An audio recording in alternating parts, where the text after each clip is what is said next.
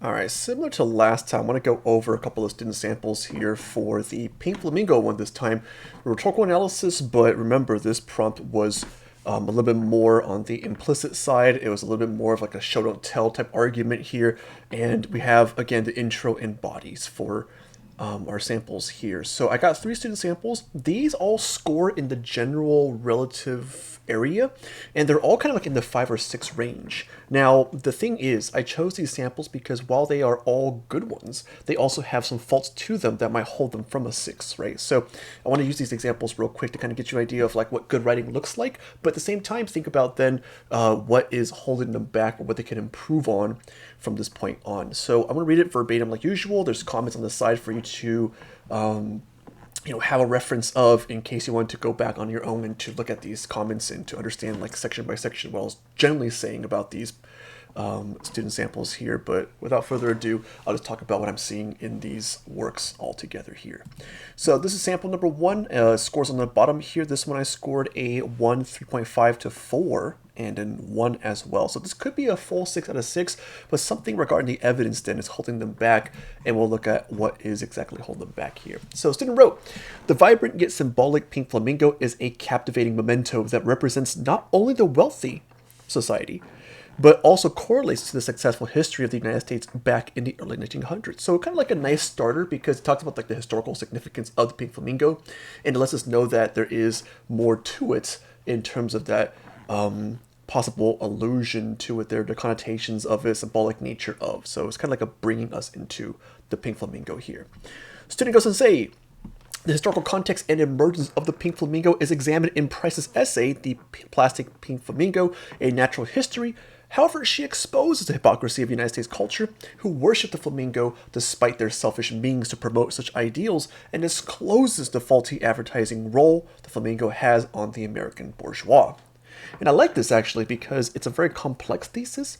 My only criticism regarding this is there was like really no bridge between the premise that we have here into this kind of like elongated run into the thesis, right? It's kind of like introduces briefly and then boom, right into thesis there. It feels a little bit quick because of that. So student, if they had a little bit more of a bridge in between, it would have been smoother for us to kind of follow the thought process and the introduction work here. But regardless, it is a good thesis here because number 1, it is an exposure of the hypocrisy of United States culture. It is a exposure of selfish means. It is also the faulty advertising role the flamingo has on the American bourgeois. So it kind of looks at a couple of big ideas regarding this piece here. Not the vices, but more so of like more conceptual, more just kind of like abstract ideas. Not even abstract, just kind of like just the big topics that this piece is dealing with here, right? So it's a good intro, but it does have a little bit of a pacing issue here. I'll take it still, give you a point for thesis.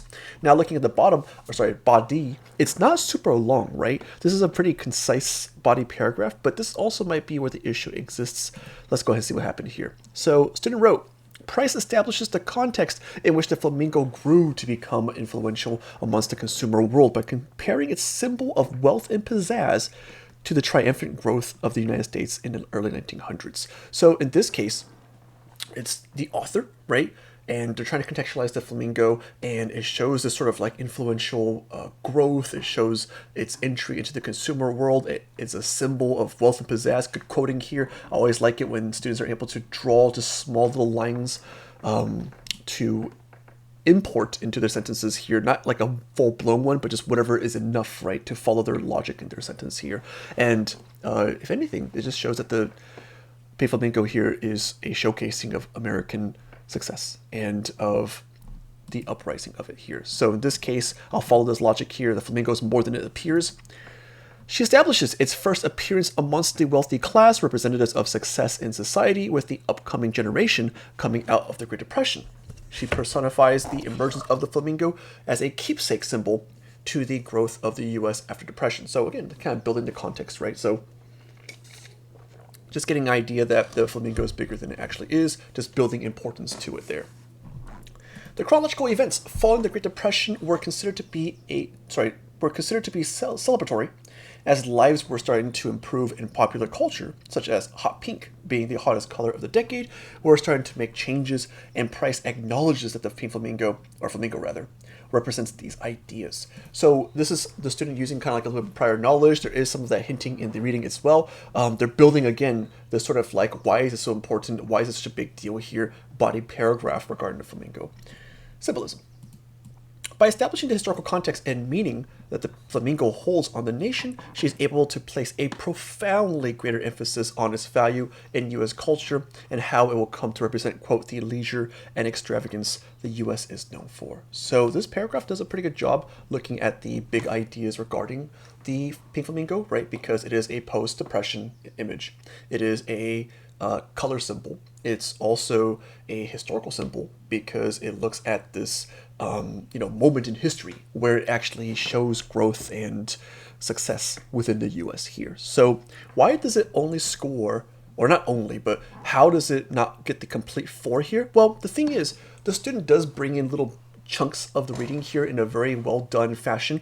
They're not like analyzing anything device heavy necessarily. They do use like illusion, for example, and stuff like that. But the problem with a paragraph like this is it'd be a great intro body paragraph, right, to set the whole scene up and all that. But it feels like a paragraph that isn't really arguing anything.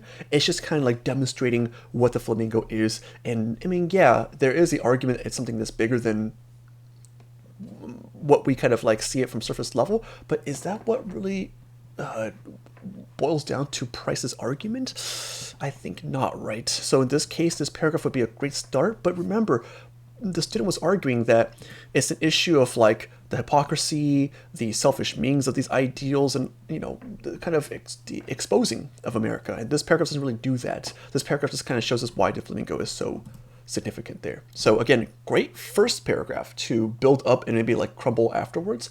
But in its current like form, if the student didn't suddenly go into like all these devices and go into the actual argument they're making about how the flamingo is flawed in its image there, this would slowly start going downhill in terms of its evidence there. But in its current form, for what I'm given, it is a good piece and a good intro and body here.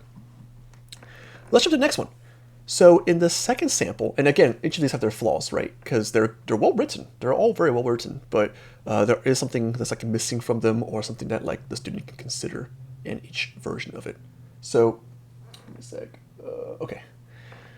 In this one, student starts out with, the consumer culture of America has been known to splurge on what's in or trending in the market. Okay, good.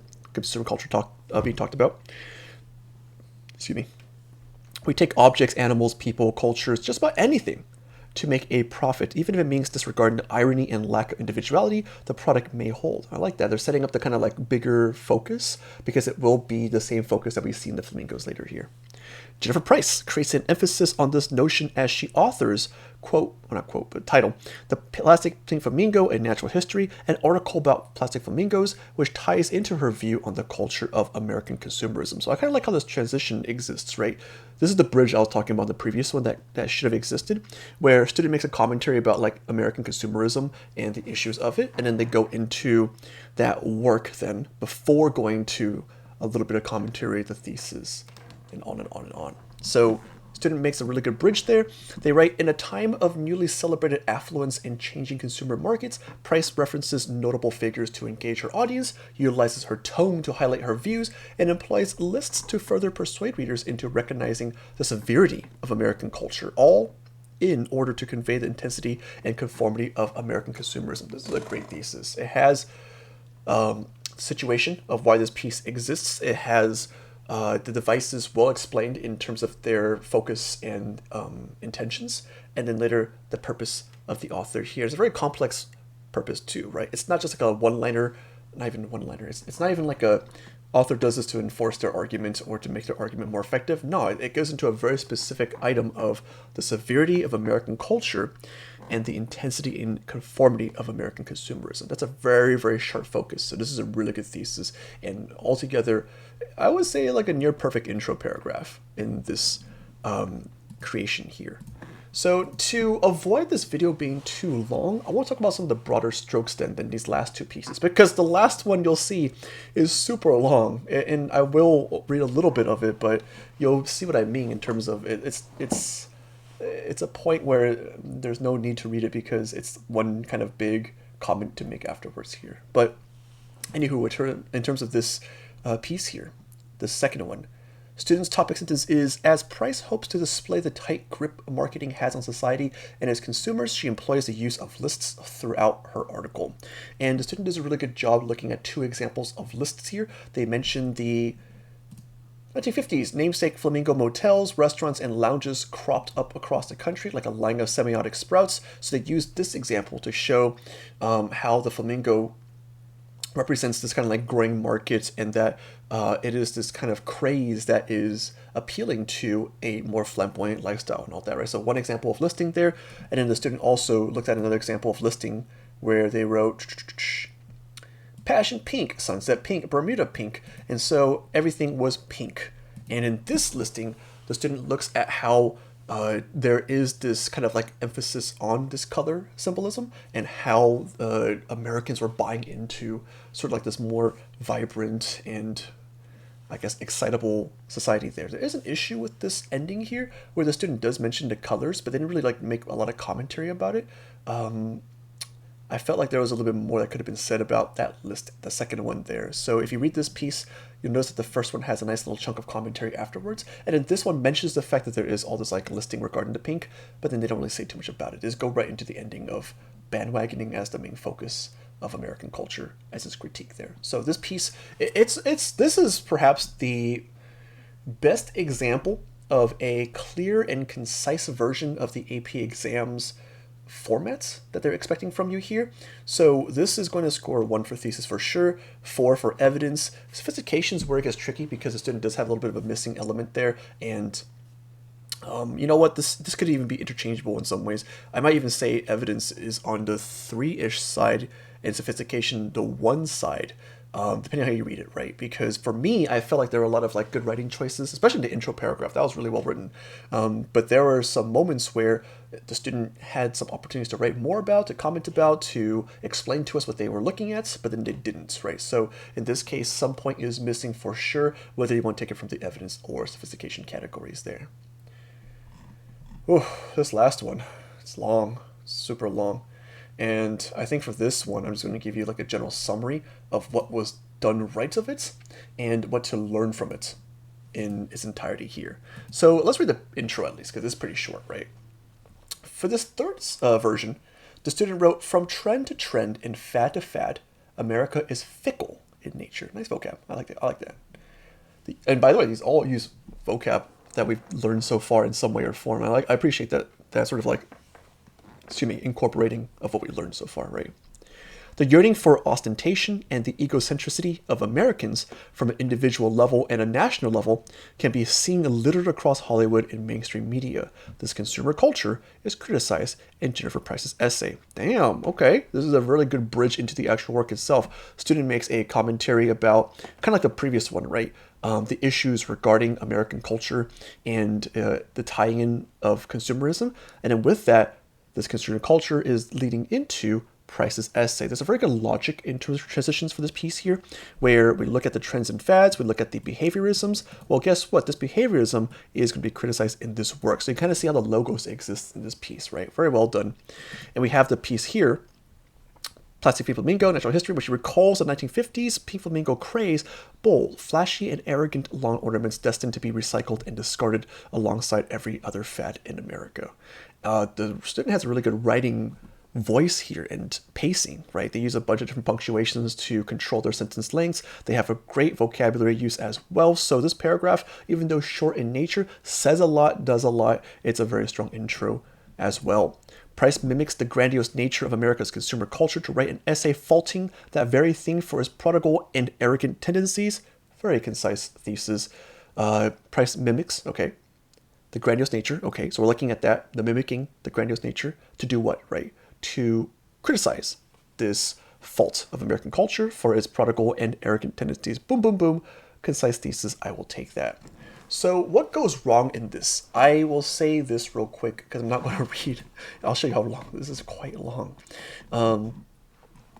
In the very beginning, the first half of it, the student does a really good job at how the descriptions, as promised, right, is this sort of like grandiose portrayal of the pink flamingo because it mocks American consumerism. So Stin does a really good job making the observations regarding the devices that go into it. I think they mention things like irony, they do connotations, of course, the parallelism, the juxtaposition. There's a lot being crammed packed in the first half of this paragraph that already I would be more than willing to give a 4 for evidence. But this is where it comes a little bit of an issue. If you read this from, I think, this point on, right, all of this here becomes like prior knowledge, and it becomes the student speaking about the pink flamingos from their own understanding, their own interpretations, and it starts to leave the piece altogether. Is it well written? Yes, it is. This would have been a great argument essay because it shows the student has a lot of prior knowledge and thought process regarding this here. But the thing about rhetorical analysis is you got to stick with the actual source. If you start leaving the source, we're starting to bump into some issues here because now you are not on the task that's being asked of you. The task being, well, I have a piece for you. Can you break down what the author does well in it? And the student starts going into this kind of like longer tangent about the flamingo, the history of it, it's not like entirely off, right? It still pertains to a lot of what the piece was about, but then we're starting to not look at the writing choices anymore. We're starting to look more at like the historical aspect of it, the contextualization of it there, and it starts to like, I don't know if we're looking at Press's essay anymore here. And in this one, that's where I would struggle to give it a 4 for evidence at a certain point because I'm like, whoa, now we're getting way too wordy into your own understandings here, and we're now leaving the actual piece itself. So I chose these 3 because each one offers a different look at good writing. In the first one we saw here, this is a very concise, still worded very strongly type piece here. It offers us a really good example of what it means to open an essay because it sets up the context and framework for everything else, right? The fault though, be careful. If you do this, make sure your other paragraphs are going to be more, meaty on devices. So if you ever want to write on the sort of like broader scale, the bigger overview scale, you can do that. The first body paragraph, maybe more in your intro, conclusion paragraph if you'd like to, that's fine. But the other paragraphs better make sure to let devices because ultimately we're looking at writing choices, right? So you definitely want to do that.